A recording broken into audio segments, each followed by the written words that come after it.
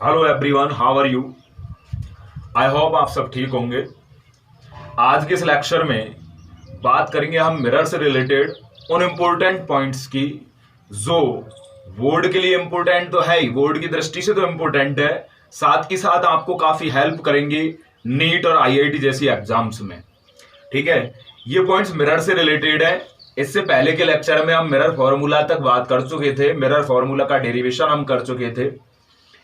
हमने रिलेशन भी फाइंड कर लिया था R is equal to 2F वाला, जो कि मिरर की फोकल लेंथ और रेडियस और कर्वेचर में रिलेशन था। ठीक है, तो इंपॉर्टेंट पॉइंट्स में सबसे पहले हम बात करेंगे प्लेन मिरर की। प्लेन मिरर से रिलेटेड कौन कौन से पॉइंट्स इंपॉर्टेंट है जो आपको याद रखने हैं। ठीक, चलिए तो पहली बात करते हैं। तो सबसे पहले प्लेन मिरर द्वारा, समतल दर्पण द्वारा जो प्रतिबिंब बनता है, समतल दर्पण द्वारा बनने वाला प्रतिबिंब कैसा होता है, कैसा प्रतिबिंब बनता है, इस बारे में बात करेंगे।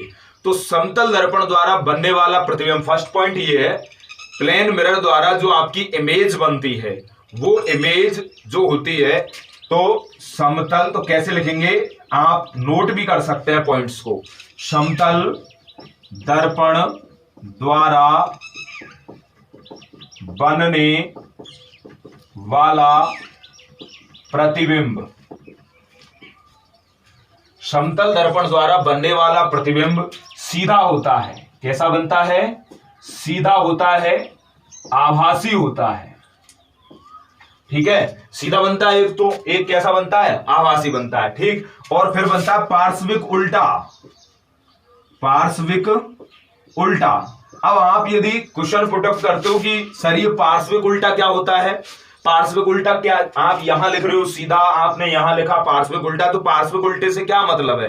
तो देखिए समझिए, पार्श्विक उल्टे का से मीन्स ये है कि जैसे ही आप मिरर के सामने खड़े होते हो, दर्पण के सामने खड़े होते हो, तो आपको दर्पण के अंदर अपना राइट वाला हिस्सा लेफ्ट साइड और लेफ्ट वाला हिस्सा जो होता है वो राइट साइड दिखाई देता है। तो इस ये कंडीशन है, इस कंडीशन को हम कहते हैं पार्श्विक उल्टा होना। ठीक है, ठीक, राइट वाला हिस्सा लेफ्ट साइड दिखाई देता है मिरर में और लेफ्ट साइड वाला राइट साइड दिखाई देता है मिरर में। ठीक है, तो उसको कहते हैं पार्श्विक उल्टा। तो समतल दर्पण द्वारा बनने वाला प्रतिबिंब सीधा, आभासी, पार्श्विक उल्टा बनता है, वस्तु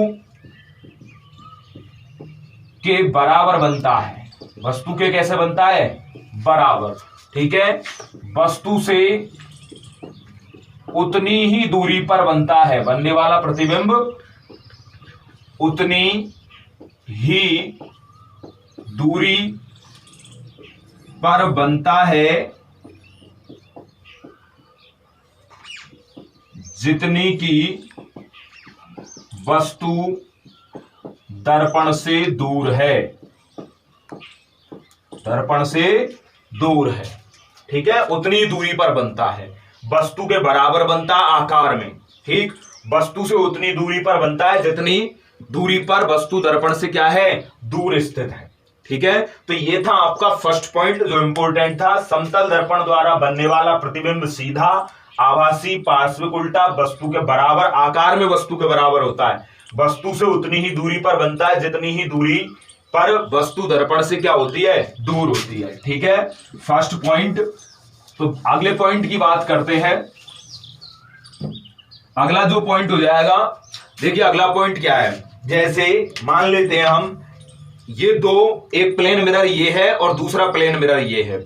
ये दो प्लेन मिरर हैं जो एक दूसरे से किसी एंगल थीटा पर प्लेस्ड है, रखे हुए हैं। ठीक है, मान लो एक प्लेन मिरर ये, एक ये, तो दोनों के दोनों एक दूसरे से किसी एंगल थीटा पर रखे हुए हैं, इस तरीके से, जैसे ये इस तरीके से रखे हुए हैं। ओके, और ये एंगल थीटा है। तो किसी कोण थीटा पर झुके हुए, किसी कोण थीटा पर झुके हुए समतल दर्पण द्वारा बनने वाले प्रतिबिंबों की संख्या, प्रतिबिंबों की संख्या। ठीक है, किसी कोण थीटा पर झुके हुए दो समतल दर्पण द्वारा बनने वाले प्रतिबिंबों की संख्या को यदि हम कैलकुलेट करते हैं तो प्रतिबिंबों की संख्या क्या होगी। जैसे मान लो ये आपके पास इसी तरीके से ये एक प्लेन मिरर ये रहा और दूसरा प्लेन मिरर ये है, ठीक है। ये क्या है, एक दूसरे से कितने थीटा एंगल पर, थीटा कोण पर क्या है, झुके हुए हैं। और मान लो यहां पर आपकी कोई वस्तु है, तो क्वेश्चन उठता है कि इस वस्तु के इन दोनों दर्पणों में प्रतिबिंब कितने बनते हैं, ठीक। तो पहली इसके लिए कंडीशंस है कि फर्स्ट कंडीशन ये कि यदि 360 बटे थीटा, यदि 360 बटे थीटा समपूर्णांक है, कैसा है, समपूर्णांक है। मान लो ये थीटा एंगल है, इस थीटा एंगल 360 में इस थीटा एंगल का यदि हम डिवाइड करते हैं और डिवाइड करने पर यदि हमको समपूर्णांक प्राप्त होता है तो प्रतिबिंबों की संख्या, तो प्रतिबिंबों की संख्या, तो दर्पण में जो प्रतिबिंबों की संख्या small n is equal to, ये कैलकुलेट करते हैं हम 360 बटे थीटा माइनस 1 से, ठीक है। तो किससे कैलकुलेट करेंगे हम, n इज इक्वल टू 360 बटे थीटा माइनस 1 से। आपको कंडीशन याद रखनी है, कंडीशन क्या है, ये है कि यदि 360 बटे थीटा यदि समपूर्णांक है तो हम कौन सा फॉर्मूला यूज करेंगे प्रतिबिंबों की संख्या कैलकुलेट करने के लिए, ये वाला n इज इक्वल टू 360 बटे थीटा माइनस के 1 वाला, ठीक है। लेकिन यदि कंडीशन नंबर दूसरी कंडीशन ये है कि यदि 360 बटे थीटा विषम पूर्णांक है, कैसा है, विषम पूर्णांक है। मान लो समपूर्णांक फाइंड नहीं हुआ, विषम पूर्णांक हुआ, जैसे कि 3, 4, 3, 5, 7, 9 इस तरीके के यदि आपको पूर्णांक फाइंड होते हैं, ठीक है, तो इनको कहते हैं विषम पूर्णांक। तो यदि 360 बटे थीटा आपको विषम पूर्णांक फाइंड हो रहा है तो इस कंडीशन में भी हम दो चीजें देख करके, दो कंडीशंस देख करके और क्या है, प्रतिबिंबों की संख्या कैलकुलेट करते हैं। कब, पहली कंडीशन क्या हो जाएगी, तो देखो इधर समझते हैं इसको। कंडीशन नंबर सेकंड ये है आपकी कि यदि 360 बटे थीटा विषम पूर्णांक है, विषम पूर्णांक है, तो इसकी देखो दो सिचुएशन होती है कि यदि वस्तु सममित रखी है, यदि वस्तु सममित रखी है, सममित रखने से मतलब क्या है, इस तरीके से कि मान लो ये दोनों प्लेन मिरर इस तरीके से रखे हुए और यहां वस्तु रखी हुई है आपकी, ठीक है। तो ये वस्तु यदि इस तरीके से, वस्तु का इस वाले प्लेन मिरर से θ/2 एंगल है और इस वाले एंगल से भी क्या है, θ/2 एंगल, इस तरीके, तो ये क्या है, सममित हो गई वस्तु, कैसे रखी हुई है, सममित रखी हुई है। तब जो प्रतिबिंबों की संख्या आएगी n इज इक्वल टू ये आती है 360 बटे थीटा माइनस 1, तब तो हम इससे कैलकुलेट करते हैं, ठीक है। याद रखेंगे कि यदि 360 बटे थीटा विषम पूर्णांक है तो दो कंडीशन अप्लाई होती है। फर्स्ट कंडीशन तो ये कि यदि वस्तु सममित रखी हुई है, सममित रखी हुई है, इसका मतलब क्या हो गया, आपके दोनों वस्तु जो है प्लेन मिरर के साथ क्या हो रही है, θ/2 एंगल क्या कर रही है, डिनोट कर रही है, बना रही है, ठीक है। तो n इज इक्वल टू 360 बटे थीटा माइनस 1 से हम क्या कर लेंगे, प्रतिबिंबों की संख्या फाइंड कर लेंगे, ठीक। दूसरी कंडीशन ये है कि यदि वस्तु असममित है, यदि वस्तु असममित रखी है, असममित रखी है, यदि वस्तु कैसी रखी हुई है, असममित रखी हुई है। असममित का मतलब क्या हो गया, जैसे ये दोनों प्लेन मिरर है तो वस्तु कहीं यहां है, तो वस्तु इस वाले प्लेन मिरर के साथ तो मान लो अल्फा एंगल बना रही है, इस वाले प्लेन मिरर के साथ मान लो क्या बना रही है, बीटा एंगल बना रही है, ठीक है। इसका मतलब एंगल्स का जो वैल्यू है वो क्या है, डिफरेंट है, ओके। तो वो वस्तु कहलाएगी असममित में रखी हुई, ठीक है।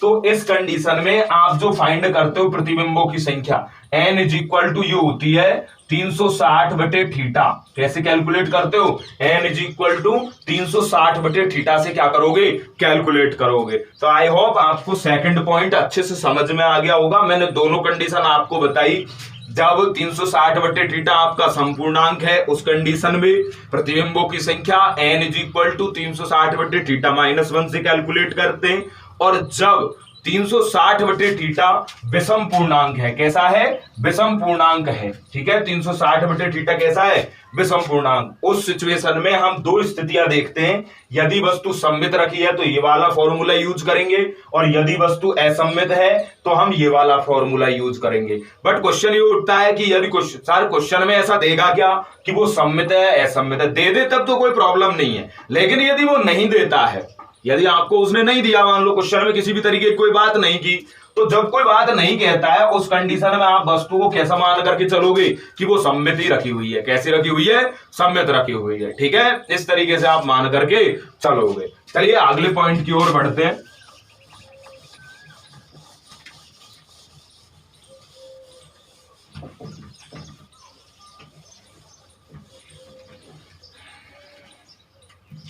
अगला पॉइंट ये कि जैसे मान लो प्लेन मिरर है आपका, कोई भी प्लेन मिरर है इस तरीके से, ये आपका एक प्लेन मिरर हो गया।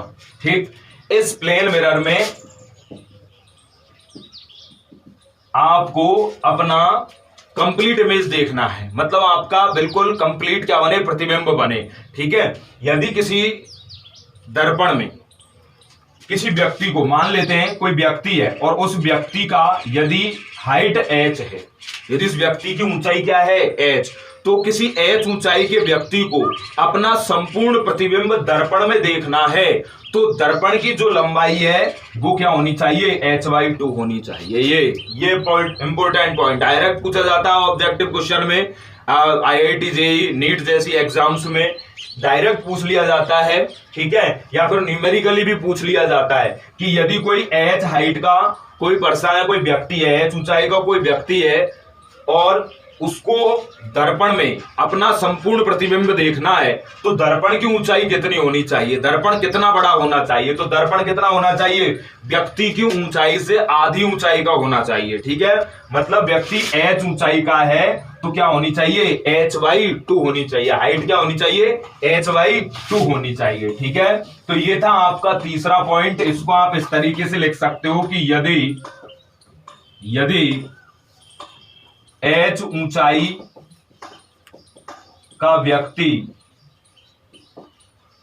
किसी दर्पण के सामने खड़ा हो, किसी की जगह आप समतल दर्पण कर लो, इसको प्लेन मिरर में हम पढ़ रहे हैं, समतल दर्पण के सामने खड़ा हो तो उसके संपूर्ण प्रतिबिंब के लिए, तो उसका संपूर्ण प्रतिबिंब बनने के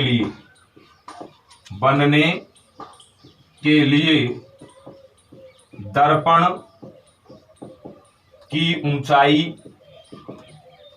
h/2, ऊंचाई या फिर आप इसको लंबाई भी लिख सकते हो, दर्पण की ऊंचाई या लंबाई h/2 होनी चाहिए। ठीक है, तो ये था आपका तीसरा इंपोर्टेंट पॉइंट। ओके, चलिए आगे बढ़ते हैं और चौथे इंपोर्टेंट पॉइंट की ओर। अगले इंपोर्टेंट पॉइंट की यदि बात करें, ठीक, तो इंपोर्टेंट पॉइंट में अगला इंपोर्टेंट पॉइंट ये है कि मान लेते हैं कि हमारे पास कोई एक प्लेन मिरर है इस तरीके से, और ये स्टेबल है। कैसा है? स्टेबल, स्थिर है। ये कोई क्या? Plane mirror. ओके, तो ये प्लेन मिरर जो कि स्टेबल कंडीशन में है, और इधर आपकी मान लेते हैं कोई थिंग्स है, कोई वस्तु है, ये वस्तु है, और ये दर्पण की तरफ u चाल से, ठीक है, u स्पीड से दर्पण की ओर मतलब कि बढ़ रही है, आगे की ओर बढ़ रही है या इससे दूर जा रही है। ठीक है, दोनों कंडीशन से अप्लाई कर सकते हो आप कि या तो ये क्या है, दर्पण की ओर जा रही है, या दर्पण से कैसे हो रही है, दूर जा रही है। ठीक है, तो उस कंडीशन में जो इसकी बनने वाली इमेज होगी, क्या होगी? इमेज। ये ऑब्जेक्ट हो गया आपका, और वो हो गया आपका इमेज। इमेज हो गया मतलब प्रतिबिंब हो गया ये। ठीक है, ये प्रतिबिंब। तो प्रतिबिंब दर्पण की ओर, किसकी ओर? दर्पण की ओर u स्पीड से ही, u चाल से ही चलता है। इंपोर्टेंट पॉइंट है, ध्यान देंगे। कोई एक स्टेबल स्थिर कोई प्लेन मिरर है, ठीक है। अब इस प्लेन मिरर की ओर यदि कोई वस्तु u चाल से गति करती है या इससे दूर जाती है, तो प्रतिबिंब दर्पण के सापेक्ष, न कि वस्तु के सापेक्ष बात कर रहे हैं अभी हम, दर्पण के सापेक्ष या दर्पण की ओर जो है वो दर्पण की ओर कितनी चाल से, उसी यू चाल से, मतलब कि दर्पण की ओर आएगा या दर्पण से क्या होगा, दूर जाएगा। लेकिन यदि वस्तु के सापेक्ष इमेज की, ऑब्जेक्ट के रेस्पेक्ट में यदि हम इमेज की बात करते हैं, वस्तु के सापेक्ष प्रतिबिंब की चाल की बात करते हैं, तो वो आपेक्षिक चाल होती है 2u। क्या 2u चाल से इमेज क्या है, ऑब्जेक्ट की ओर क्या करता है, आगे बढ़ता है या इससे क्या जाता है, दूर जाता है। इंपोर्टेंट पॉइंट याद रखेंगे, ठीक है। मैं इसको नोट कर देता हूं। यदि कोई वस्तु u चाल से स्थिर दर्पण की ओर या दर्पण से दूर गति करती है तो प्रतिबिंब दर्पण में, तो प्रतिबिंब दर्पण की ओर u चाल से ही, तो प्रतिबिंब दर्पण की ओर u चाल से ही गति, u चाल से ही बढ़ता है या दूर जाता है, आगे की ओर। या बढ़ने से तात्पर्य क्या है, आगे की ओर आता है, या तो नजदीक आएगा या क्या जाएगा, दूर जाएगा, ठीक है, दूर जाता है। परंतु वस्तु के सापेक्ष प्रतिबिंब, परंतु वस्तु के सापेक्ष प्रतिबिंब की चाल 2u होती है। परंतु वस्तु के सापेक्ष प्रतिबिंब की चाल क्या होती है, 2u होती है। ध्यान रहे, स्थिर दर्पण है, वस्तु u चाल से चल रही है, तो प्रतिबिंब भी u चाल से चलेगा दर्पण के सापेक्ष। लेकिन यदि प्रतिबिंब को वस्तु के सापेक्ष देखा जाए तो दोनों की आपेक्षिक चाल जो होती है वो क्या होती है, 2u होती है। ओके, ठीक है। चलिए अगले पॉइंट की बात करते हैं। ये अच्छे से आपको याद रखना है, ये समझना है बहुत अच्छे से, ठीक है। क्यों? क्योंकि ये इंपॉर्टेंट पॉइंट है जो डायरेक्ट पूछे जाते हैं और आप इनका आसानी से यदि आपको ये याद रहते हैं तो आप बहुत अच्छे तरीके से क्वेश्चन को क्या है, सॉल्व कर सकते हो, उनका आंसर फाइंड कर सकते हो, ठीक। अगली यदि बात करते हैं अपन, अगली बात सेकंड कंडीशन ये है कि यदि आप ये कहो कि सर उसमें तो मिरर स्टेबल था, लेकिन यदि वस्तु स्थिर रहे, मान लो ये आपकी कोई इस तरीके से एक वस्तु है, वो ऑब्जेक्ट हो गया, ये ऑब्जेक्ट हो जाएगा, स्थिर वस्तु है, ये क्या है, ये स्थिर वस्तु, और ये आपका प्लेन मिरर है इस तरीके से। अब यदि ये प्लेन मिरर u चाल से, यदि ये प्लेन मिरर को आप u चाल से वस्तु की ओर लेकर के आते हो, प्लेन मिरर को वस्तु स्थिर है, इस चीज को आप ध्यान रखोगे, ये क्या है, स्टेबल है, ये स्टेबल है, और ये कैसा है, ये मोशन में है। आपका मिरर क्या है, ये मिरर आपका किसमें है, मोशन में है। मोशन क्या है, u स्पीड से चल रहा है, किससे चल रहा है, u स्पीड से। तो जब कोई समतल दर्पण वस्तु की ओर, किसी स्थिर वस्तु की ओर u चाल से गति करता है या दूर जाता है, तो जो इमेज बनती है, क्या बनती है, इमेज जो बनती है, जो प्रतिबिंब बनता है आपका, प्रतिबिंब 2u चाल से गति करता है। कितनी स्पीड से जाएगा, 2u चाल से क्या करेगा, गति करेगा, ठीक है। तो इस पॉइंट को नोट करते हैं कि यदि कोई दर्पण स्थिर वस्तु के सापेक्ष u चाल से गति करता है, u चाल से गति करता है, तो प्रतिबिंब 2u चाल से गति करता है, 2u चाल से गति करता है, ठीक है। ये आप याद रखोगे कि यदि कोई दर्पण स्थिर वस्तु के सापेक्ष u चाल से गति करता है तो प्रतिबिंब किससे, 2u चाल से। दर्पण को यदि आप वस्तु की ओर लेकर के आओगे u वेलोसिटी से, u स्पीड से लेकर के आओगे, ठीक है, तो प्रतिबिंब 2u वेलोसिटी से क्या होगा, आगे बढ़ेगा। ओके, चलिए अगली बात करते हैं। अगला पॉइंट भी काफी इंपॉर्टेंट पॉइंट है बहुत। ये ऐसे छोटे छोटे पॉइंट्स है जो आपको काफी न्यूमेरिकल्स में या फिर छोटे छोटे जो तथ्यात्मक क्वेश्चन होते हैं उनको सॉल्व करने में आपकी काफी मदद करते हैं, ठीक है। चलिए अगला पॉइंट ये है कि मान लो आप किसी कमरे में खड़े हुए हो, ठीक है, और उस कमरे में खड़े होकर के आपके सामने की दीवार पर एक मिरर लगा हुआ है और आप ये चाहते हो कि उस सामने लगी दीवार पर लगे हुए मिरर में, सामने वाली दीवार पर लगे हुए मिरर में आपको पिछली दीवार का संपूर्ण प्रतिबिंब दिखाई दे, तो मिरर की लंबाई कितनी होनी चाहिए, ये क्वेश्चन उठता है। ठीक, ध्यान से समझना कि आप किसी कमरे में खड़े हो, उस कमरे की आपके सामने वाली जो दीवार है उस पर कोई मिरर लगा हुआ है, कोई दर्पण लगा हुआ है। उस दर्पण में आपको अपने पीछे पीठ वाली जो दीवार है उसका संपूर्ण प्रतिबिंब देखना है। तो उसके संपूर्ण प्रतिबिंब के लिए आप दर्पण की कितनी ऊंचाई होनी चाहिए, तो वो दर्पण की ऊंचाई होनी चाहिए h/3। कितनी हाइट होनी चाहिए, h/3 हाइट होनी चाहिए, ठीक है। याद रखोगे डायरेक्टली कितनी हाइट होगी, h/3। पर शर्त है इसमें भी, आपको कमरे के बीचों बीच खड़े रहना है, ऐसा आएगा उसमें। आपको कमरे के किस में खड़े रहना है, मध्य भाग में खड़े रहना है। यदि आप किसी कमरे के मध्य भाग में खड़े हो और आपके सामने वाली दीवार पर कोई दर्पण लगा है, तो उस दर्पण में पिछली दीवार के संपूर्ण प्रतिबिंब के लिए दर्पण की ऊंचाई h/3 होनी चाहिए। अब ये h क्या है, h कौन सी हाइट है सर, तो ये दीवार की जो हाइट है उस दीवार की हाइट होती है h, दीवार की ऊंचाई है ये। यहां पर जो h है वो क्या है, दीवार की ऊंचाई है, ठीक। तो पॉइंट किस तरीके से बन जाएगा कि यदि किसी व्यक्ति के सामने वाली दीवार पर दर्पण लगा हो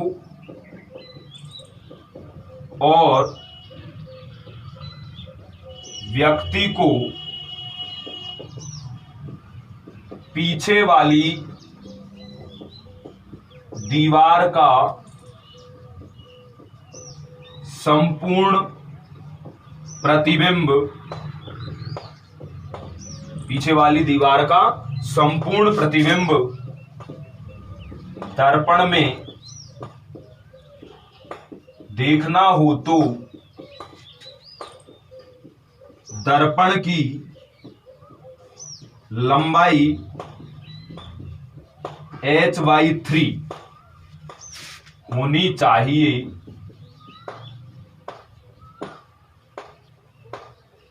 दर्पण की ऊंचाई क्या होनी चाहिए, दर्पण की जो लंबाई है वो क्या होनी चाहिए, h/3 होनी चाहिए। यहां h दीवार की लंबाई है, यहां h किसकी, दीवार की लंबाई है। ओके, ठीक। तो उसका संपूर्ण प्रतिबिंब देखने के लिए, पिछली वाली दीवार का संपूर्ण प्रतिबिंब देखने के लिए क्या होनी चाहिए, कितनी होनी चाहिए, h/3 होनी चाहिए। तब अब इसमें कंडीशन क्या है, जबकि व्यक्ति कमरे के मध्य भाग में खड़ा हो, जबकि व्यक्ति कमरे के किस में खड़ा हो, मध्य भाग में खड़ा हो, ठीक है। तो आई होप आपको ये बहुत इंपॉर्टेंट पॉइंट जो कुछ मैंने अभी समझाया आपको, 5 पॉइंट्स प्लेन मिरर से रिलेटेड आपको मैंने समझाया। एक प्लेन मिरर से रिलेटेड इंपॉर्टेंट पॉइंट ये भी है कि समतल दर्पण की फोकस दूरी, ठीक है, समतल दर्पण की फोकस दूरी अनंत होती है। अब बात करते हैं इंपॉर्टेंट पॉइंट्स में स्फेरिकल मिरर की, गोलीय दर्पण की, ठीक है। तो आप सब जानते हो गोलीय दर्पण क्या होता है, ठीक है। ये किसी खोखले गोले का कटा हुआ भाग होता है जिसके एक पृष्ठ पर पॉलिश की हुई होती है और दूसरा पृष्ठ जो होता है वो परावर्तक की तरह क्या करता है, कार्य करता है। ठीक है, तो उसको हम क्या कहते हैं, गोलीय दर्पण। तो गोलीय दर्पण में हमारे पास गोलीय दर्पण दो प्रकार का होता है, एक होता है अवतल दर्पण और दूसरा होता है उत्तल दर्पण। एक अवतल दर्पण होता है और दूसरा कौन सा होता है, उत्तल दर्पण होता है। ये होता है कॉनकेव मिरर और ये होता है कॉन्वेक्स मिरर। ठीक है, तो सबसे पहले बात करते हैं हम अवतल दर्पण की, कॉनकेव मिरर की। अवतल दर्पण में इंपोर्टेंट पॉइंट कौन कौन से हैं। ठीक, तो यहां नोट कर लेते हैं अपन अवतल दर्पण। तो अवतल दर्पण में सबसे पहला पॉइंट ये, अवतल दर्पण होता क्या है, वह दर्पण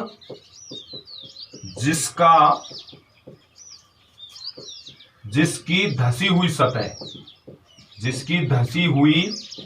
सतह परावर्तक होती है। कैसी होती है, परावर्तक होती है, तो उसको तो कहते हैं हम अवतल दर्पण। ठीक, अब अवतल दर्पण पर जब कोई प्रकाशिक किरण या आपतित प्रकाश पुंज गिरता है या उससे टकराता है तो बनने वाला प्रतिबिंब कैसा होता है। तो सेकंड पॉइंट हो जाएगा इसमें कि बनने वाला प्रतिबिंब कैसा है। तो अवतल दर्पण द्वारा, अवतल दर्पण से बनने वाला प्रतिबिंब कैसा, देखो समझने की बात, अवतल दर्पण से बनने वाला जो प्रतिबिंब है वो आभासी भी हो सकता है या वास्तविक भी हो सकता है। कैसा हो सकता है, आभासी भी हो सकता है और वास्तविक भी हो सकता है। अब ये बात डिपेंड करती है आभासी होगा या वास्तविक होगा, ये डिपेंड करती है वस्तु की कंडीशन पर कि वस्तु दर्पण से कितनी दूरी पर और कहां रखी हुई है। ठीक है, ओके। दूसरा, वस्तु से छोटा या वस्तु से बड़ा या वस्तु के बराबर। ठीक है, वस्तु के बराबर भी हो सकता है। ओके, समझ गए। अभी अभी मैंने बताया ये सारी बातें डिपेंड करती है कंडीशन पर वस्तु की, और वस्तु कहां रखी हुई है। तो गोलीय दर्पण से प्रतिबिंब निर्माण आपने कक्षा 10th में भी पढ़ा हुआ है।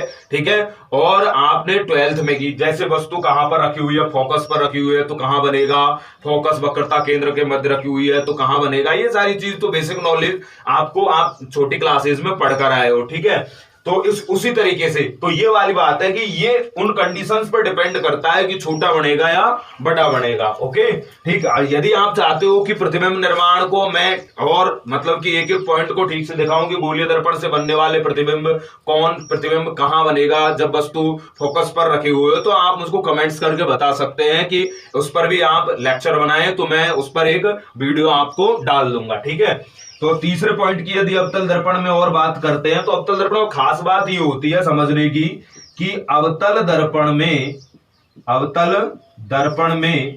वास्तविक वस्तु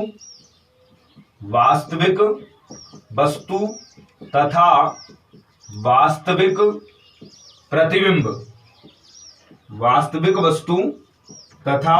वास्तविक प्रतिबिंब के मध्य की दूरी,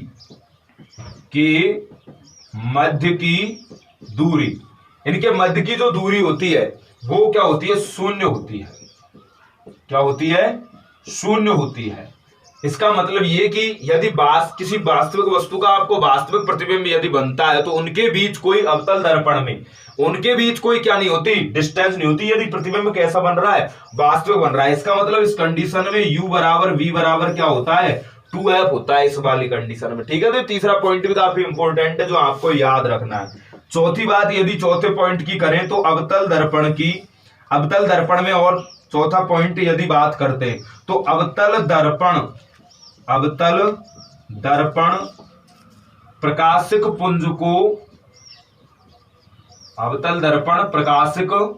पुंज को अभिसरित करता है।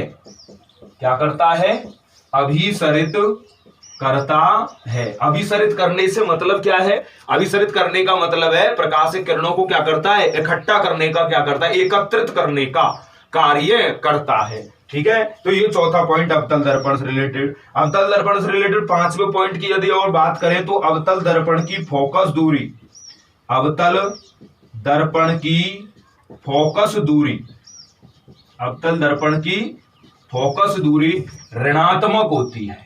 कैसी होती है? ऋणात्मक होती है।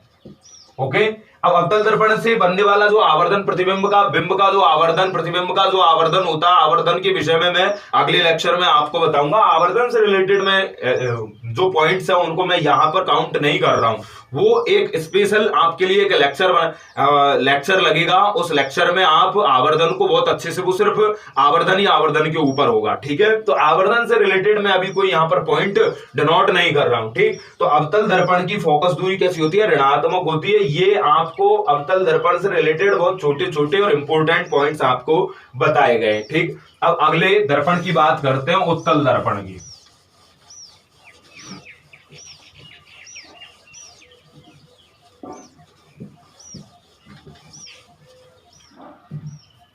तो दूसरा हो जाएगा आपका उत्तल दर्पण।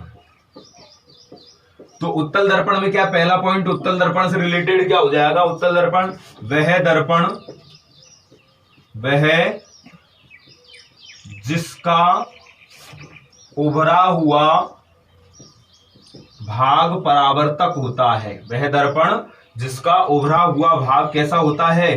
परावर्तक होता है। ठीक है, जिसका उभरा हुआ भाग परावर्तक होता है उसको हम कौन सा दर्पण कहते हैं? उत्तल दर्पण कहते हैं। ठीक, चलिए आगे अगले पॉइंट की बात करते हैं। अगला पॉइंट क्या है? तो अगले पॉइंट में अवतल दर्पण, ये उत्तल दर्पण द्वारा, उत्तल दर्पण द्वारा बनने वाली जो इमेज होगी, जो प्रतिबिंब बनेगा किसी बिंब का या वस्तु का, वो कैसा होगा? तो हमेशा याद रखेंगे कि उत्तल दर्पण से प्रतिबिंब आभासी बनता है। कैसा बनता है? आभासी, तथा बिंब से छोटा बनता है। हमेशा बिंब से कैसा बनता है? छोटा। उत्तल दर्पण से प्रतिबिंब आभासी तथा बिंब से छोटा बनता है। अब कहां बनता है, कैसे बनता है, ये सब चीज प्रतिबिंब निर्माण, जो आपको गोलीय दर्पण से प्रतिबिंब निर्माण को आपने पढ़ा है कक्षा 10th में, तो उसके अनुसार कंडीशन डिपेंड करती है वस्तु कहां रखी हुई है। ठीक है, चलिए बात करते हैं हम तीसरे पॉइंट की। ओके, उत्तल दर्पण प्रकाशिक पुंज को अपसरित करता है। अपसरित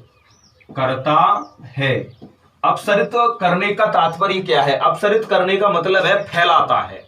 ठीक है, प्रकाशिक किरणों को क्या कर देता है? उत्तल दर्पण फैला देता है। तो यहां पर अपसरित होने का मतलब क्या हो गया? फैलाना है। ठीक है, तो तीसरा पॉइंट हो गया, उत्तल दर्पण प्रकाशिक पुंज को क्या करता है? अपसरित करता है। चौथे पॉइंट की यदि हम बात करते हैं तो चौथे पॉइंट की बात यह है कि उत्तल दर्पण की फोकस दूरी, उत्तल दर्पण की फोकस दूरी, उत्तल दर्पण की फोकस दूरी धनात्मक होती है। कैसी होती है? धनात्मक होती है। ठीक है, तो ये उत्तल दर्पण से रिलेटेड चार बहुत छोटे छोटे इंपॉर्टेंट पॉइंट थे जो आपको अच्छे से समझ में आ गए होंगे, आई होप। ठीक है, और यदि दर्पण से रिलेटेड हम यदि आगे बात करते हैं तो दर्पण से रिलेटेड और आगे बातों में, तो देखो अगली बात यह भी है कि दर्पण में वर्ण विपथन दोष नहीं होता। वर्ण विपथन, अब ये वर्ण विपथन क्या है? वर्ण विपथन दोष क्या है सर? दर्पणों में ऐसा नहीं होता वर्ण विपथन का दोष, ऐसा लेंसों में होता है। उसमें क्या होता है कि जो प्रतिबिंब बनता है वो अस्पष्ट और रंगीन होता है, जबकि दर्पण द्वारा जो बनने वाला प्रतिबिंब है वो रंगीन जैसा है। यदि वस्तु रंगीन है तो रंगीन ही रहेगा, उसमें कोई परिवर्तन वैसा नहीं होगा। तो दर्पणों में वर्ण विपथन दोष नहीं होता है, ऐसा दोष लेंसों में पाया जाता है, क्योंकि लेंसों में वस्तु या प्रतिबिंब जो है वो आपका रंगीन या अस्पष्ट दिखाई देना। ठीक है, प्रतिबिंब का, लेंस द्वारा बनने वाले प्रतिबिंब का रंगीन या अस्पष्ट दिखाई देने की घटना को हम वर्ण विपथन दोष कहते हैं। ठीक है, जो कि ऐसा किसमें? दर्पणों में ऐसा नहीं, दर्पण में नहीं होता है। ठीक है, ओके, तो चलिए ये हमने आज कुछ बहुत छोटे छोटे इंपॉर्टेंट पॉइंट्स की बात की जो कि आपको समझने के लिए बहुत ज्यादा जरूरी थे, मिरर से रिलेटेड इंपॉर्टेंट पॉइंट थे। इन सब पॉइंटों में मैंने अभी यहाँ पर इससे पहले के लेक्चर में भी मैं आपको बता चुका हूं दर्पण सूत्र क्या होता है। एक बात मैं आपको पहले ड्राइव करके बता चुका हूं। दर्पण सूत्र जो होता है, दर्पण सूत्र या दर्पण समीकरण 1/f बराबर 1/u प्लस क्या होता है 1/v। फिर मैंने आपको रिलेशन भी बता चुका हूं, दर्पण की वक्रता त्रिज्या तथा फोकस दूरी के मध्य संबंध r इज टू क्या होता है 2f होता है। मैंने यहां पर इंपोर्टेंट पॉइंट्स में दर्पण से संबंधित दर्पणों संबंधित जो आवर्धन है उसके बारे में बात नहीं किया। आवर्धन के लिए आपके लिए आवर्धन से रिलेटेड जो लेक्चर होगा वो अलग होगा, ठीक है। उसमें आवर्धन से रिलेटेड सारे पॉइंट्स और आवर्धन कितने प्रकार के होते हैं इन सब चीजों के बारे में क्या करेंगे आगे बात करेंगे, ठीक है। आई होप आपको ये अच्छे से समझ में आ गया होगा। यदि आपको कोई प्रॉब्लम्स आती है तो आप मुझको कमेंट्स बॉक्स में बता सकते हैं।